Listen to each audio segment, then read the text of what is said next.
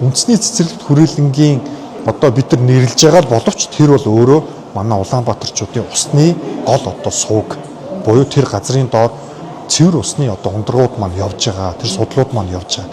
Гэтэл энэ дээр бид нар барилга байшин барина гэдэг бол одоохондоо зохимжгүй. Зохимжгүй тий. Тэгэхээр биднэрт бол чөлөөсөн газруу зөндөө байгаад байна. Тэгэхээр тэр газар руугаа энэ одоо барилга байгууламжаа төлөвлөөч. Тийм одоо нэгдүгээрт ирэмблэгдэж байгаа чухал асуудал мөн үү биш үү те. Гэтэл жилээс жил дэлхийн нийтээрээ ялангуяа Улаанбаатар хотын ундны усны асуудал багасаал байгаа. Энийг мэргэжлийн хүмүүсүүд өөрсдөө тайлбарлаж байгаа. Тэгэхээр яг тэрнийх нь эсрэг бид нар үйлдэл хийж болохгүй. Эсрэг үйлдэл хийж болохгүй те. Тийм учраас миний одоо байр суурь, зарчмын байр суурь бол уух ундныхан ус дээр Улаанбаатар хотын үндэсний цэцэрлэг хүрээлэн дээр барилга барьж болохгүй 40 гад. Тийм үү? Энэний эсрэг байгаа.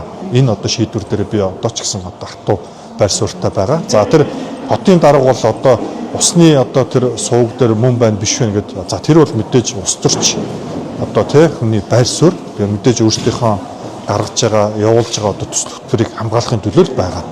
Тэгэхээр бид бол нийтийн эрх ашиг, иргэдийн эрх ашигын төлөө тий ирээдүйд 20 жилийн дараа гарах үр дагаврыг бид нар урьдчилж тооцоолох ёстой.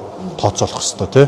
Тэгэхээр одоо хувь хүний өөрийнх нь одоо байр суурь бол өөр байгаад байна. За тэгээд тэр цэцэрлэг хүрээлэн гэдэг бол манай Баянзүрх дүүргийн 26-аар 36 дугаар хорооны нутаг дэвсгэр 12 дугаар хорооны нутаг дэвсгэр 11 дугаар хорооны нутаг дэвсгэр. Тэгэхээр би бол Баянзүрхээс сонгогдсон төлөөлөгчийн хувьд бол энэ одоо байр сууриа хатуу хамгаалаад явна гэж бодож байна.